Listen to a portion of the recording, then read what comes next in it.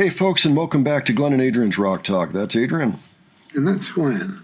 And today we're going to finish up the show that The Warning did at the Hell in Heaven Festival in 2018, May to be exact.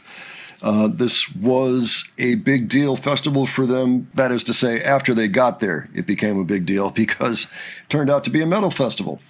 Now, this made them nervous, but there was no need to be nervous. The crowd embraced them immediately. And, I mean, I'm sure they were kind of a spectacle, at first. Like, you've got all these bad guys going around with, leathers, all this other stuff, and all of the Cookie Monster voices and all that, and I'm assuming there's got to have been a Cookie Monster voice there, right? And then here come these three little sisters that are walking up. The stage is this big. They're little. They don't have a lot of gear. They're like, what is this? And then they proceed to blow up everybody's expectations. Yeah. So that's been a lot of fun to watch. Yeah. It's not a huge set, but we are going to finish it up today. Now, we've got Copper Bullets. Then there's Dull Knives in the set list. We've already looked at that. So we're going to skip over that one today and then move on to Survive after we watch Copper Bullets.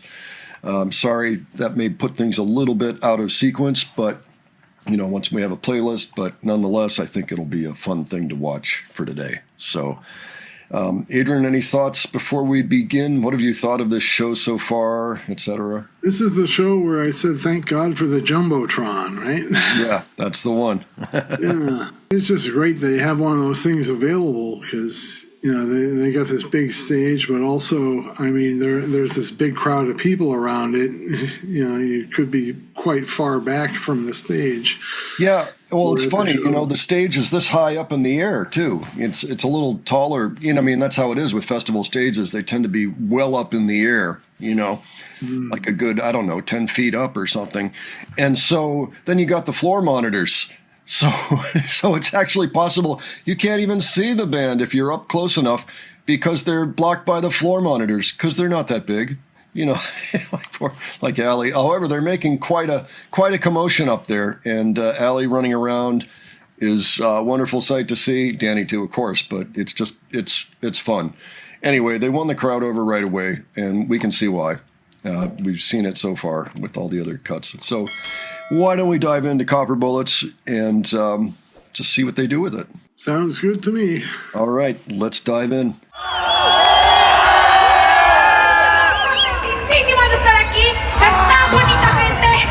Muchísimas gracias por estar aquí. Realmente nos estamos divirtiendo mucho. Esperemos que ustedes también.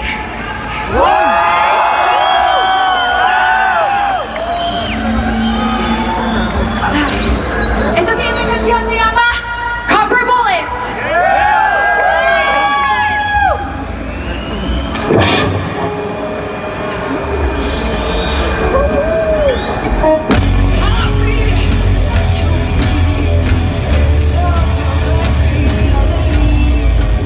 Don't worry, so I see.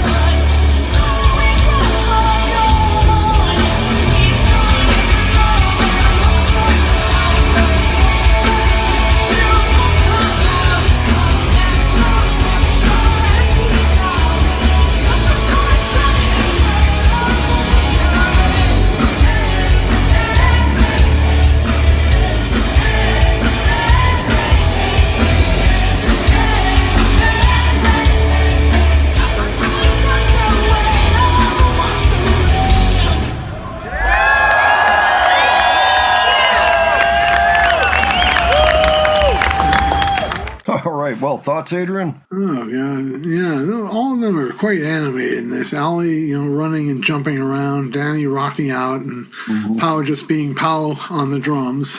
Yeah, doing that double bass action too, as we've come to expect on this song in particular. I love hearing her do the double bass pedal.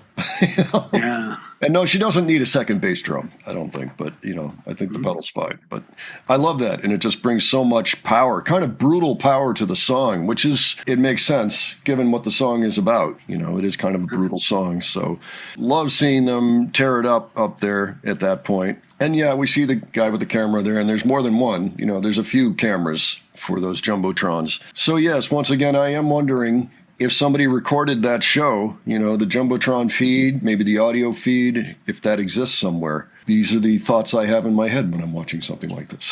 So if anybody has any idea or any clue or thinks they could look into it, by all means, do so.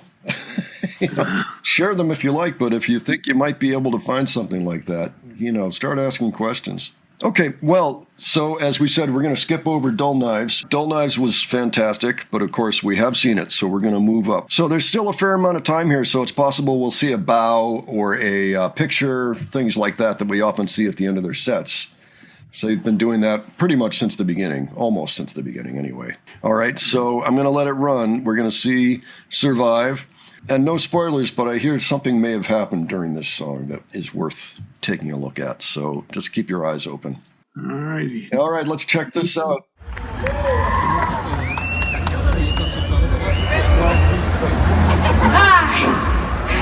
Otra vez, muchísimas gracias por estar aquí.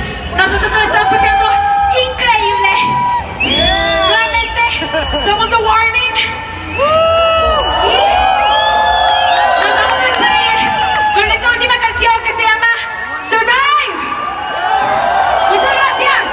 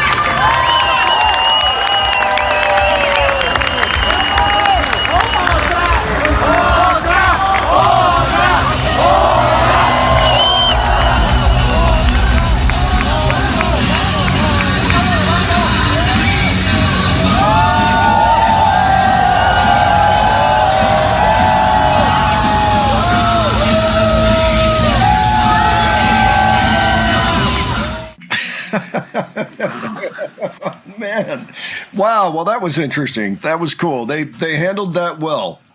Yeah. Yes. So of course, Ali's bass suddenly gave out right at the beginning of the outro, the really iconic outro, which in itself is a bit of a shame. But on the other hand, the way they handled it was really great, I thought. I mean, they didn't lose it. They didn't go crazy. They were just like, well. And Pow turned up her own energy levels and volume and everything. So, oh yeah, she started really smacking those drums, making them pay for whatever happened. You know, really powing on the drums. Oh man, it was really something. They came together in the moment of calamity, and it was fun instead of calamitous. You know. I have a little bit of background on that because I'd heard about it before. Maybe it was in an interview or something, but I had thought it had happened closer to the end of the song. But no, actually, where it happened is a bit of a shame. But there are all kinds of cables in between the guitar, the bass guitar that she's playing, and the front of house speakers and, you know, the amp behind her. You know, she goes first to her pedal board, and then between each pedal on the pedal board, there's a little cable. And then there's a cable going out the pedal board to the direct box, which feeds the amp behind her and the front of house stage, you know, monitors and mains, what the audience hears. So it was that very last cable, apparently, that came undone somehow or another. So Ali's looking around, she's like, well, my bass is plugged in. You know, like, what's the problem? You know, like, and that's the thing is it was some other cable. I don't know how it came undone. I don't know what happened. We couldn't really see from that angle. Maybe it had nothing to do with Ali's motion. Maybe it just happened. That does happen, you know, so hard to say. But, you know, it's all about how you handle adversity. And I think they did a bang-up job of handling the adversity there. Of course, you know, they want to make a good impression. They're on their last song. They're in the grand finale. They're in the last little bit, and then something happens. Of course, it's going to be a little bit like, ah, you know, but but they handled it as well as anybody could have possibly handled it, I thought, you know. And they still had the crowd completely in their hands on that, so... And, you know, anybody that liked the band and went out and listened to the song, you know, you knew they were going to like the song. Anyway, fantastic. Oh, yeah. That was kind of a treat. I mean, I feel bad for them at that moment, but I think they got through it okay. Well, one thing I was wondering, were there backing tracks here? Because I didn't notice any. Yeah, we heard some during Copper Bullets. Oh, yeah, okay. Yeah, and I could hear... I guess I didn't hear it during Survive. Yeah, there were. It's just that there aren't that many. The thing is, they do have backing tracks, but they don't have that many. You know, they've got their click. That's the main thing. But they also have, you know, maybe some backing vocals. In Survive, they have a piano or a keyboard of some type, possibly also a second guitar. But the thing is, they're not that prominent. You know, they're really supposed to be kind of the frosting on the cake type of a thing. With this band, anyway. I know that other bands rely much more heavily on the backing tracks for the entire sound. That just doesn't happen to be the case with this band. You know, in Copper Bullets, we're hearing sirens and chaos as there's been a shooting, you know. And I did hear that, you know. There you go. Yeah. Anyway, that was not part of the issue. The issue was, you know, the bass getting unplugged. Yeah, what are you going to do? So I think these days they just use cordless little wireless transmitters, and that helps to minimize that sort of thing from happening. It's kind of funny, actually. That is such a big stage, and they're running around with cabled guitars. You almost would have not. I mean, it wouldn't have been surprising if it had happened at any point, you know, in the show. But I'm glad that it happened where it did, where they already had the audience. You know, and it really didn't matter that much. I mean, it's a little disappointing if you know the song and you're like, oh, yeah, here comes that part. And you know the metal crowd's going to dig it. You know, everybody loves that part. But it worked out fine. And, you know, honestly, just Danny and Pow carrying out the end of that song, they stepped up. Okay, well, that was just amazing. We really enjoyed that show a lot. Really glad that we checked it out. Want to thank everybody that mentioned it to us.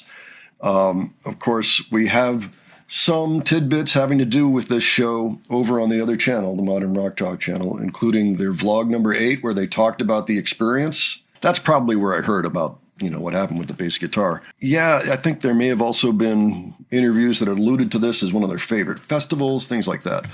But let us know what you thought, first of all, of these two performances, but then second of all, of the show in general. Granted, the audio was a little bit challenging to work with, but we can hear what's going on. And this is another one of those you almost have to look at as a historic document. I mean, it looks like a tremendous show, but unless something turns up in somebody's archives, this may be all we ever get of this show. And it's enough to know how special it was and how well they played and, just the mood of the day. It was really cool to see. So thanks very much for that. Folks, if you have other suggestions for us, please leave those below. And if you enjoyed this video, please give it a like. And if you enjoyed our presentation, please subscribe. All right. Thanks so much for joining us today, and we'll catch you on the next one. All right. Take care, folks. See you all later.